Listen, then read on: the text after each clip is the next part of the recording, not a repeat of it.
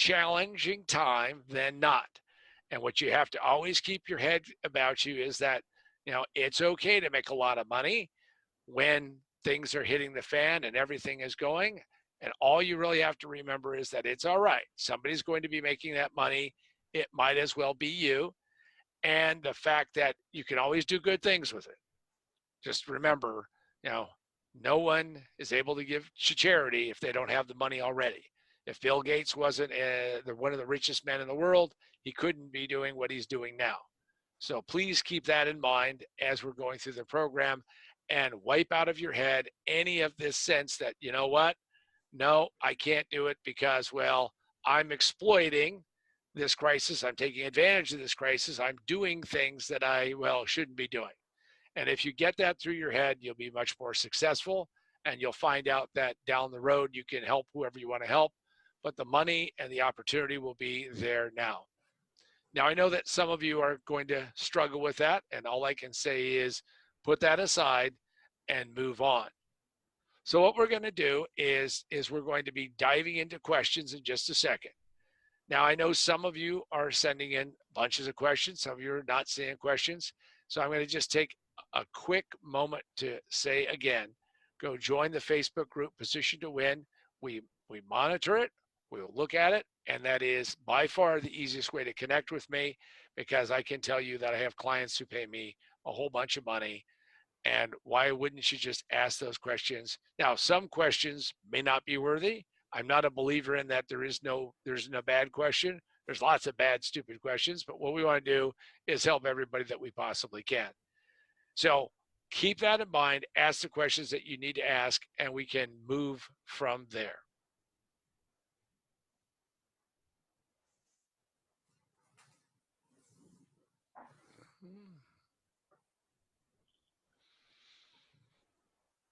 All right.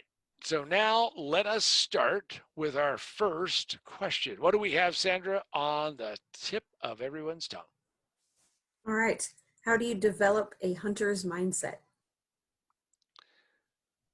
Part of what we're doing when we're developing the hunter's mindset, and this is critical, is that, see, people think that hunting or going and seeking and finding opportunities, and the reason why I like to say a hunter's mindset is that you're going to have to do all of this preparatory stuff ahead of time. So we have to find the target. We have to find those absolute winning opportunities ahead of time. And that means that what you have to do is understand that, see, it isn't just about, if you will, shooting at the target and doing that, but it's all the effort that we have to do ahead of time. So a hunter's mindset means that we have to get up every day and understand that there's lots of things that we have to do every day. Now, systematically, that means that you have to become good at things that you may not think are involved with becoming a good hunter. See, remember, we're hunting opportunities. So that means that you have to learn how to have a systematic approach and sit down and say, okay, what am I going to go look for? Now, there's a lot of random gunfire that people have, and I call it random gunfire because I'll meet people who say, well, I'm interested in a variety of things, and then they start going out and searching the internet, searching and trying to look for some things. The first thing that I'm going to tell you to become and develop a hunter's mindset is to say, I'm going to do whatever it takes to be excellent at knowing the kinds of targets that I want to go after. When I'm asked what industry is the best industry to go after, well, that presupposes that we can sit down and define what all of the different marketplaces are. When we're talking about positioning and building a positioning diagram, every niche, see, every market starts out very broad-based. If we said, drinking liquids, now let's say we get that crazy wild, we go from water to soda to Jack Daniels. Now, somewhere in there we say, okay, now we're going to get a little bit more specific. And now we're going to look at how we can get to a niche inside of a niche inside of a niche. Several years ago, I had somebody call me up and say, John, looks like there's a great opportunity at this startup company. Do me a favor, go check them out. Tell me what you think.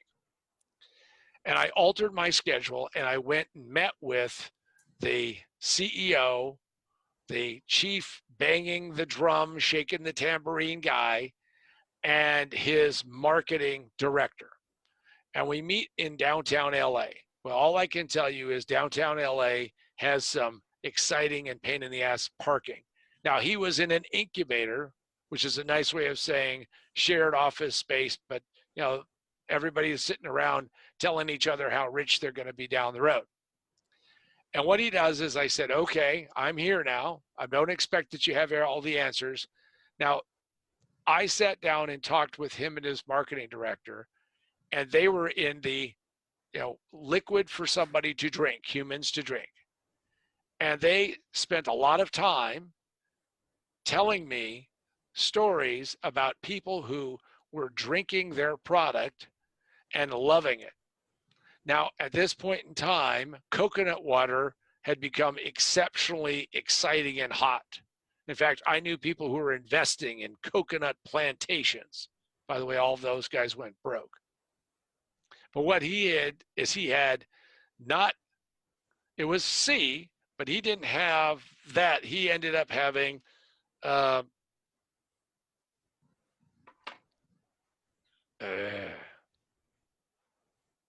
hit when that happens.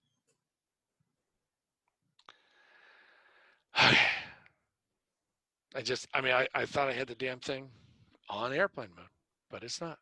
Sorry. Okay.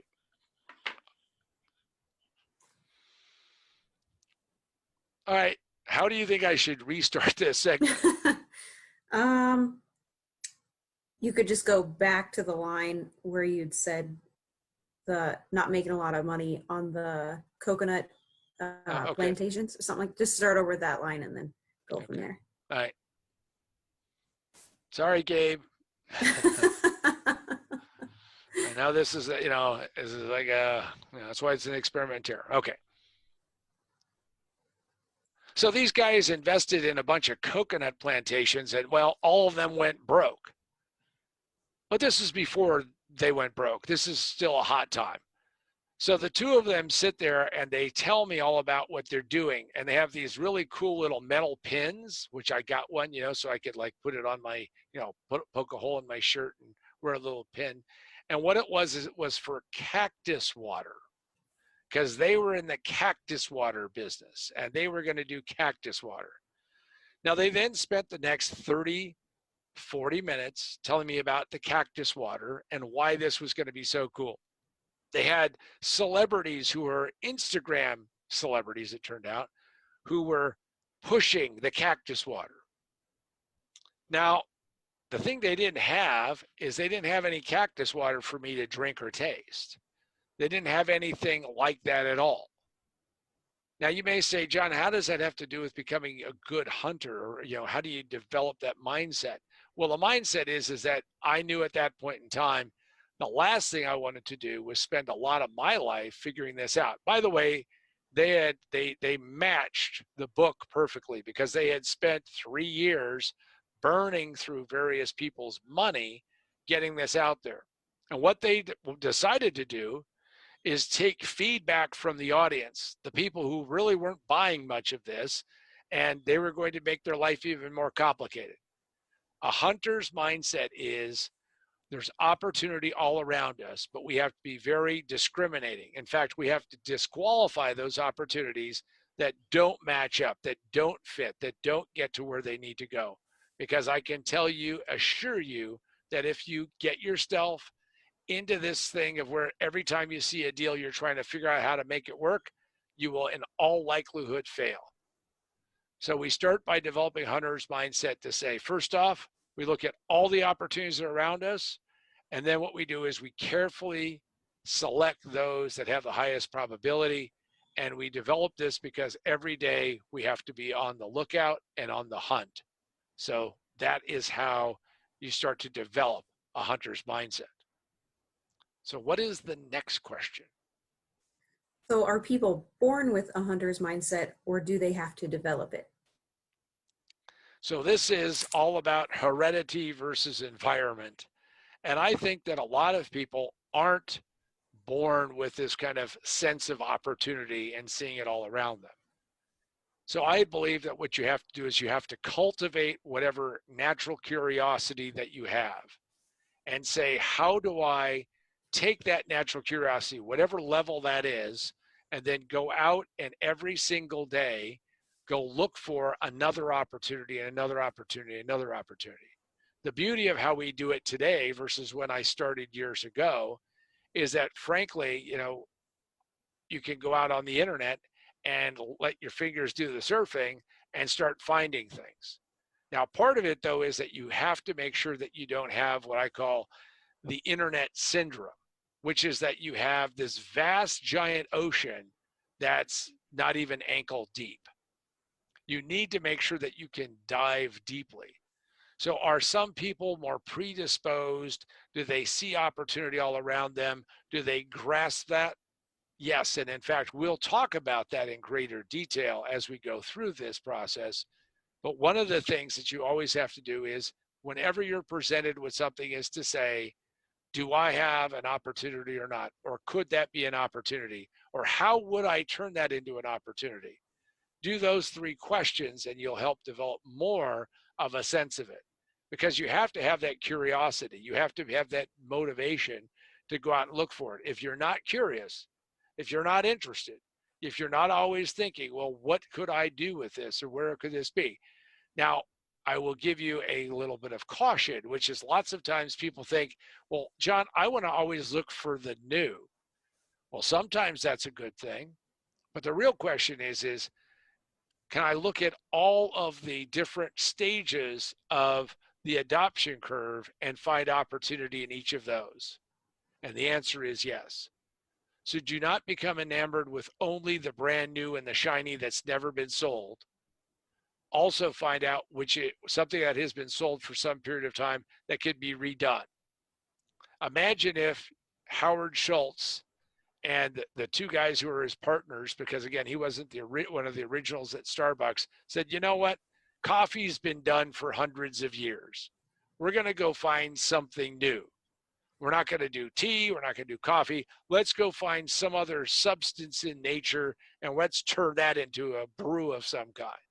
No, what they did was they took coffee and they turned it upside down. They made it significantly more expensive. I know some of you may say, but John, there were always expensive coffee shops. Yeah, but no one ever did it like Starbucks did it. The point of it is that he had, Howard in particular, opportunity eyes, which is really what you want to develop. So are some people more predisposed? Sure. Everyone has different levels of talent, but you can become really systematically good at going out and searching for opportunities. With 32.5 million potential targets minus 5, you should be able to find somebody, someplace that could be an opportunity. And by the way, it doesn't stop with 32.5 million minus 5.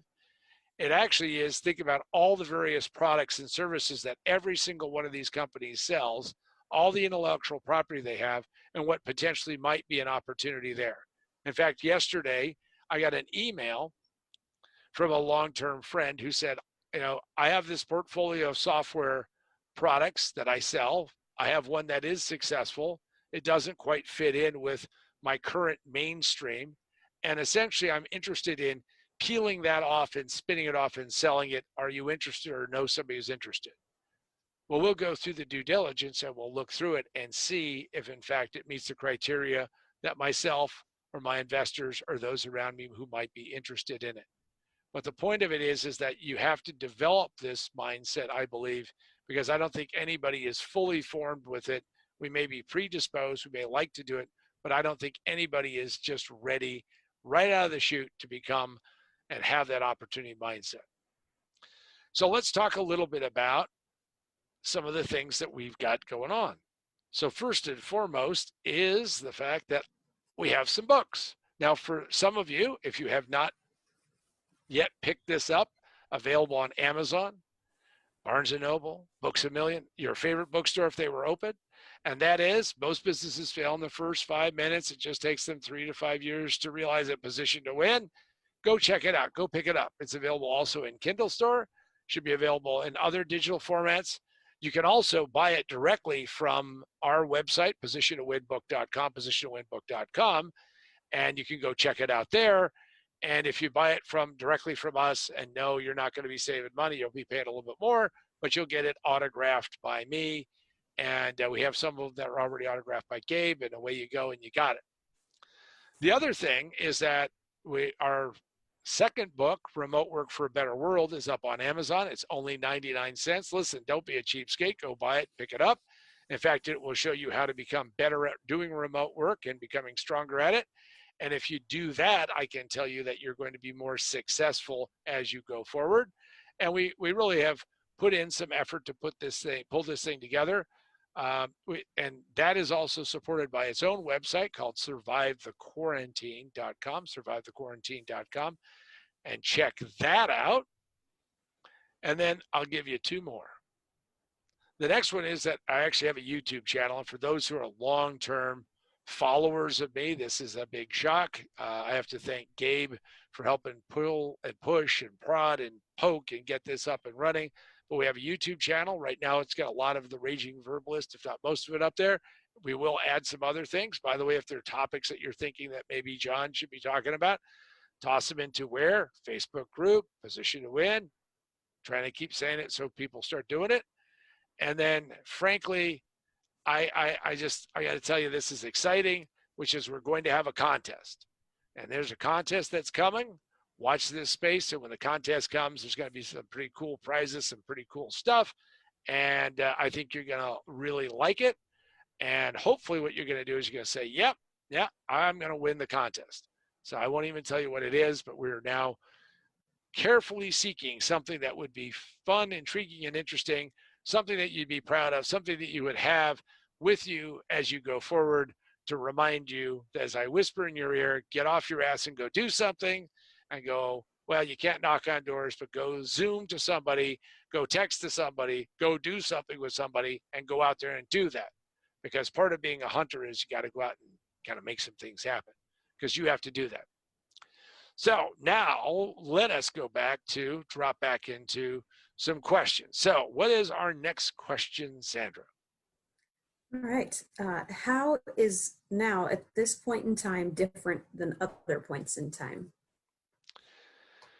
So when the coronavirus started to hit, when I started to hear inklings about this pandemic starting to roll along, and I started talking to those who I believed and trusted and know to be very smart, very interesting people, the first thing I asked myself, is this going to just be a minor something? Is it going to be just a glitch, a hitch, or something? And what I came to the conclusion of pretty quickly is that this was going to be pretty dramatic. In fact, there's just a very important way to think about this. So there are two things that happen in your life. One is a deflection point, and the other is an inflection point. And I'm going to describe both of those to you. This is important to really grasp this because, see, many of us will spend millions, if not billions of people will spend time over the next years sitting there talking about the way it was. They wrote songs, remember the way it was, way we were. I guess that's better English. But the point of it is that we will reminisce. We will talk about this. You will bore offspring and peers, and you'll be talking about what happened and how this hit the fan and that happened. Now, we can't pick where we are time-wise. I mean, I know people like to watch movies about time travel, me too, but the reality is that we're kind of stuck in the point in time that we're in. You got to be stuck in that point in time. So what happens is that you're here. We can't change that reality. But what we can do is understand that two things happen in our lives. So here's a deflection. A deflection is you're driving in your metaphorical vehicle. Could be a minivan, could be a an SUV, could be whatever you're driving, but let's call it your metaphorical SUV. Doesn't matter if you're a man or a woman. It doesn't matter if you're short or tall, thin or fat. Doesn't matter. You're driving in your metaphorical vehicle, and you have your significant other, whoever that is, whatever that looks like, whatever that is, and then you have whatever's important to you in the back seat. If you have kids, it's kids. If you have animals, it's animals. Uh, Sandra, she might even bring the woodchuck that visits her on a regular basis off of the side of her house. But whatever it is, everybody's riding in the metaphorical thing, and you're driving down the road. Everything's doing pretty well, and then you pull up, and there is this truck in front of you, and something falls off the truck, and you sit there and you instinctively, do a quick glance, but you yank the wheel to get and move away from it, and then go around it and then come back. That is a deflection. Now, by this point in time, everybody in the vehicle who was now kind of slumbering or distracted or whatever goes, "What's going on?" Wow, wow, wow, wow, right? Because you get that shock factor. That is a deflection in which you move out of the way of the incident and you move back to the way it was before. That's deflection. Now, there's a lot of people who would like to think that we're in a deflection point, and I'm here as the raging verbalist, as the future coming to you from the future. This is not a deflection. This is an inflection. And an inflection is that, in fact, we divert out of the way of the problem. But, it isn't just that there's one truck. It's the entire road is getting shut down, and we deflect and we're on a different road. Now, sadly, 80, 90% of the population will not figure out that there's this different road and that we are going to be on it. We are going to be on that different road for forever. We are never going back to the other way. And if the sooner you can get your head wrapped around that, the better.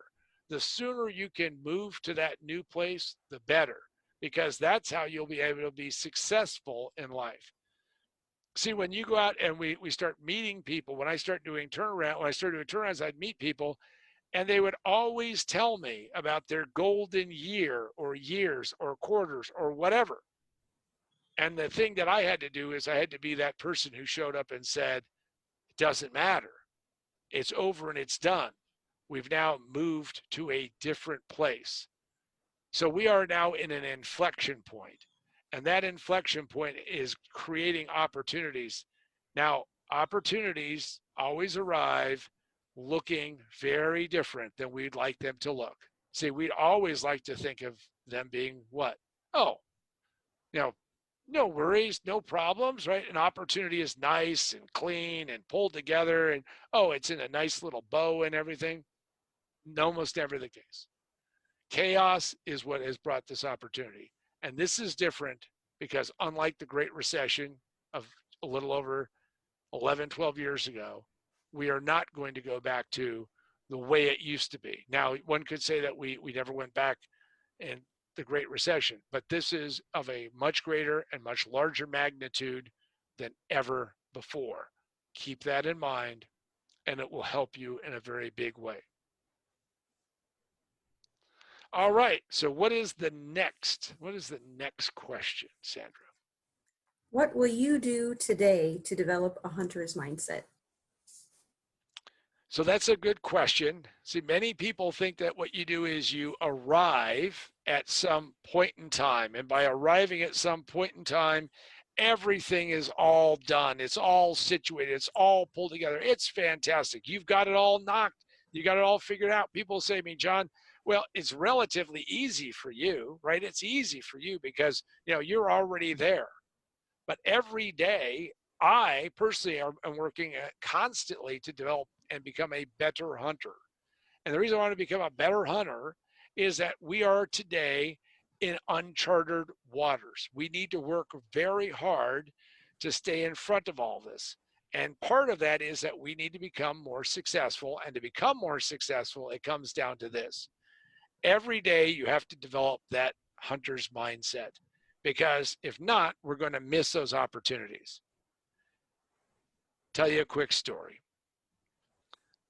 When I was an evangelist for a startup out of MIT, I was at ground zero for the first .com boom, and I watched it bust.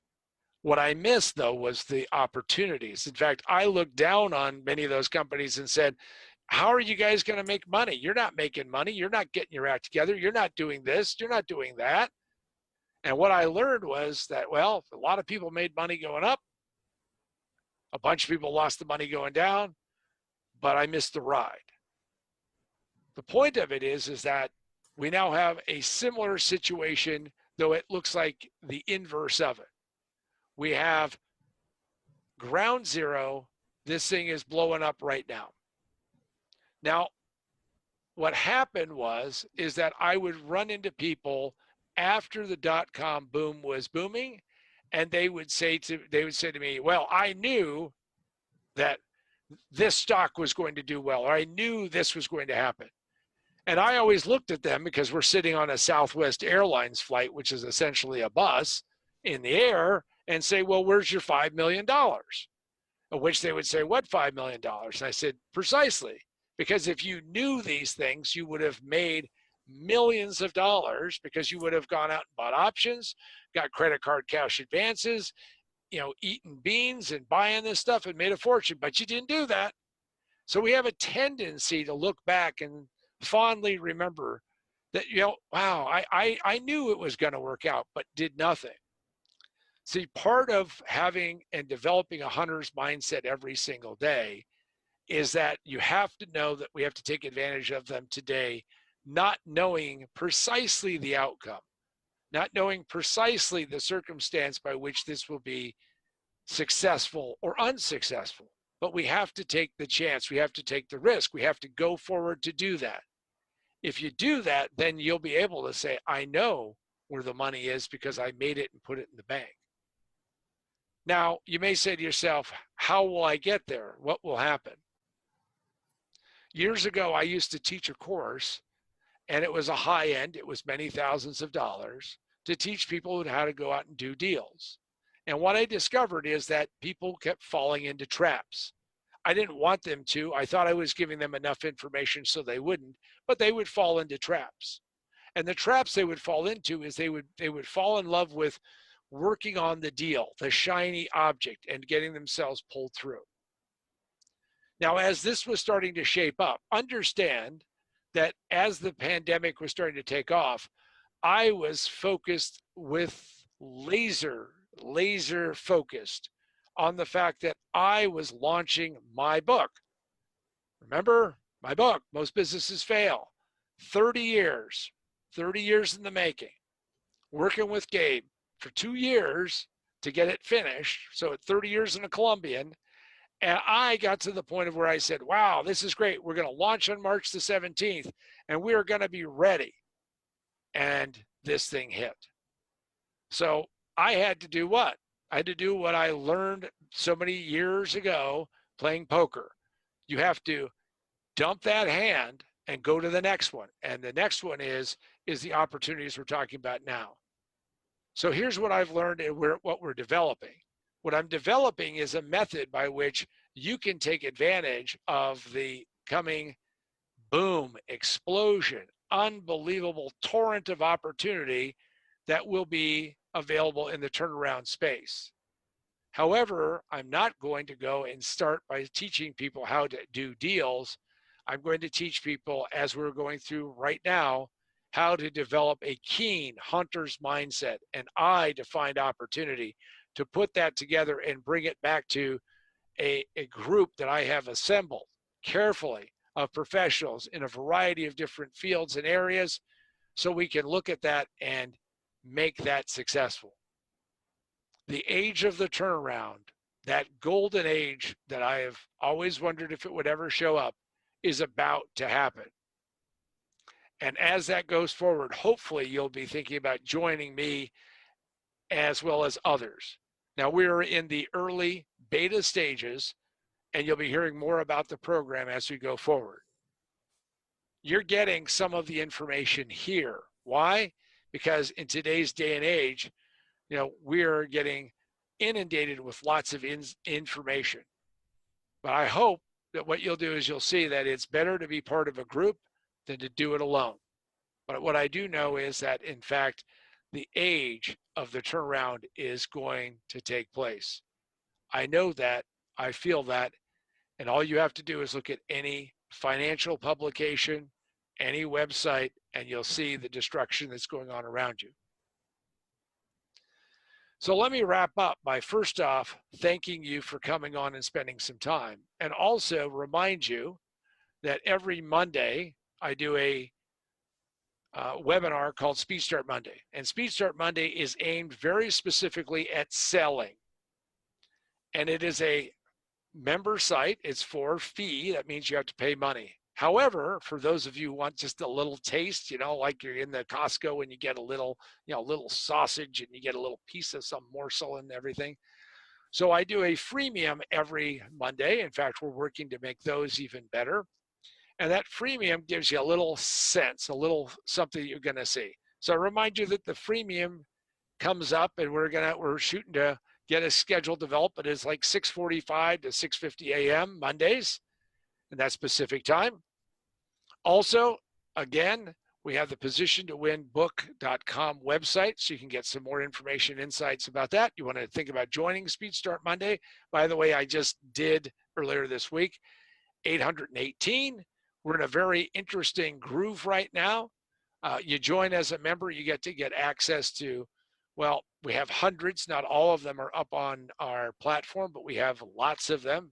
Keep you busy, keep you entertained, especially during this crisis in time to get better. And finally, I'll leave by saying, every single week, I'm trying to put the best information I possibly can. Many of you have questions and are struggling and may not be able to afford to hire me right now, may not be able to join Speed Start Monday or become a coaching client, or who knows if you're going to join us in our journey in the turnaround explosion that's going to take place. Well, what you can do, every single one of you, is you can go to the Facebook group, Position to Win, and leave questions, and Sandra will pick those up and get those to me, and we make a commitment to getting those answered as we move forward. So Sandra, thank you very much. Give us an update on the woodchuck, and I'm serious, there really is a woodchuck, and all of that. And so Sandra, what is the status of the woodchuck? Have you named the woodchuck yet? No, not yet. We should though. And he did appear 2 or 3 times throughout this video outside my patio door. So Sandra's bringing extras to the Raging Verbalist. The woodchuck, of course, would wander off and say, no, I've got to hear what John's talking about. So I want to thank Sandra. I want to thank all of you for being on the Raging Verbalist. And what I suggest that you do is that you go out there, develop a hunter's mindset, and every day think about how to find more and better opportunities. Thank you, everybody.